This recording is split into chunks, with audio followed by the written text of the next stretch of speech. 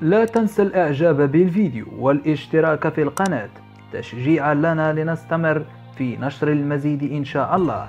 ولكي تصلك فيديوهاتنا الجديدة لا تنسى تفعيل خاصية الجرس.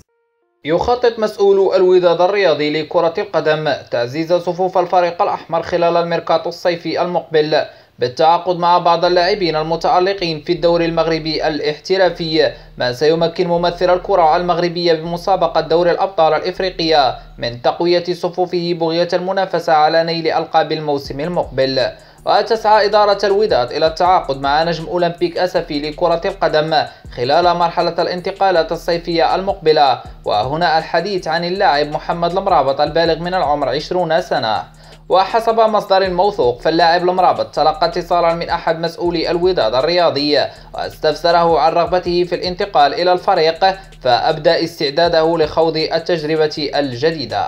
وفي خبر آخر، يستعد فريق الرجاء الرياضي إلى إبرام أول صفقاته في الميركاتو الصيفي المقبل مع لاعب الأهلي القطري محسن متولي الذي يريد العودة إلى فريقه السابق، حيث أشارت مصادر إعلامية أن متولي سيكون بمدينة الدار البيضاء مطلع الأسبوع المقبل للتفاوض مع مسؤولي نادي الرجاء الرياضي قصد التعاقد معه بصفة رسمية.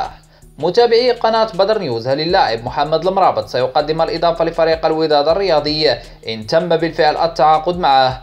وهل محسن متولي قادر على العطاء في الرجاء رغم التقدم في السن إن عاد إليه فعلا؟ شاركونا بآرائكم في التعليقات.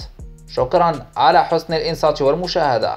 دمتم في أمان الله وحفظه.